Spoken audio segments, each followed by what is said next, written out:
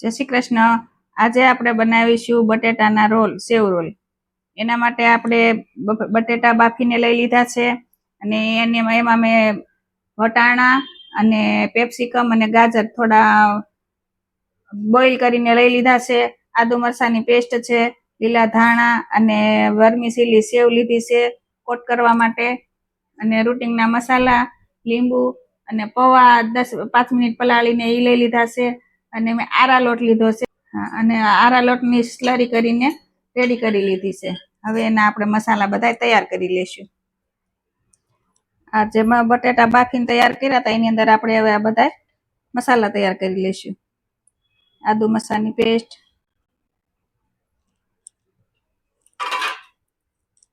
પૌવા પલાળેલા નાખ્યા છે, bread crumbs પણ નાખી શકો તમે, મેં પૌવા લીધા છે. જરૂર મુજબના મસાલા, સાકર નાખી છે, મીઠું નાખવાનું છે, હળદર પાવડર થોડુંક, અડધી ચમચી, બહુ વધારે નહીં, ને ધાણા જીરું પાવડર 2 ચમચી, થોડું કાશ્મીરી લાલ મરચું નાખ્યું છે, ને ગરમ મસાલો અને લીલા ધાણા નાખ્યા છે, અને લીંબુ નાખવાનું છે.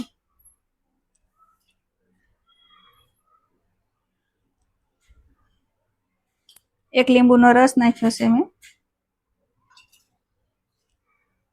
અને તમે કોર્નફ્લોર પણ નાખી શકો છો અને મેંદો પણ નાખી શકો છો. મેં આરા લોટ લીધો છે, આરા લોટ પણ નાખી શકો છો. ઘણા ઘઉંનો લોટ પણ નાખે છે, પણ આપણે જે અવેલેબલ હોય એ નાખવાનું, તો પણ સરસ થાય છે.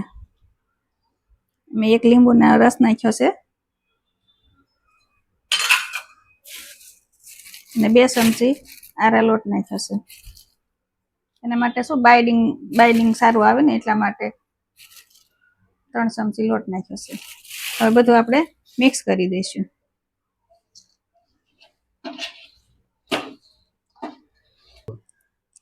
હવે આપણે મસાલો રેડી કરી લીધો છે. હવે એના આપણે નાના નાના રોલ્સ બનાવીશું. રોલ્સ તમે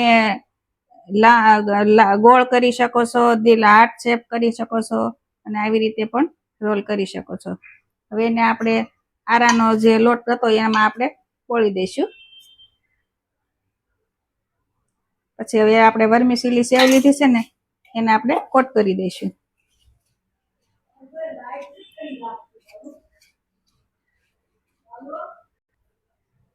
આ સેમ હવે આપણે આ રીતે બધા રોલ્સ તૈયાર કરી લઈશું.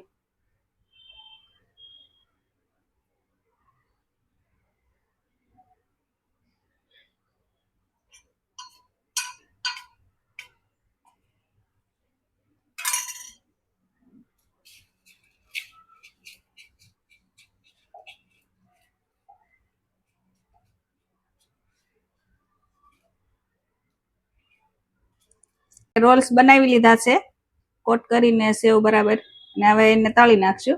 તળવા માટે મેં તેલ મૂક્યું છે. તેલ ગરમ થાય એટલે આપણે આ તળી લઈશું. હવે આપણું તેલ ગરમ થઈ ગયું છે. હવે આપણે બધા રોલ ફ્રાય કરી લઈશું. એક વખતમાં જેટલા સમાય એટલા નાખવાના.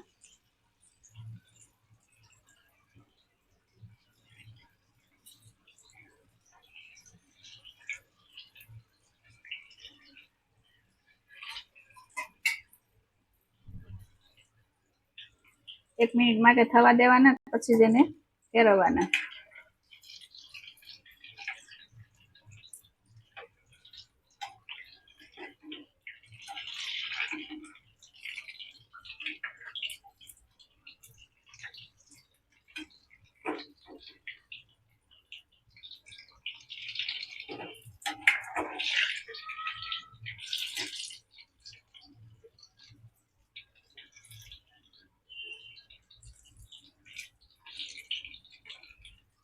પલટાવીને ફેરવીને એટલે એકદમ ક્રિસ્પી થાય સરસ.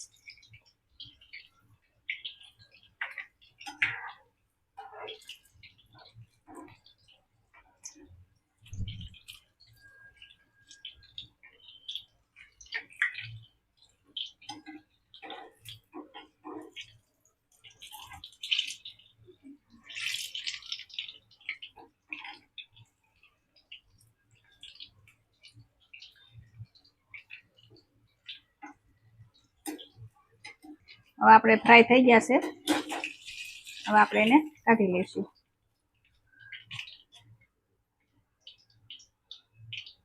બાઉલમાં લઈ લીધા છે અને ટમેટો કેચઅપ અને એની સાથે ગ્રીન ચટણી, ફુદીના અને આદુ મરચાંની ચટણી તૈયાર કરી છે. રેડી છે આપણા વેજ પોટેટો રોલ, સ્વાદિષ્ટ.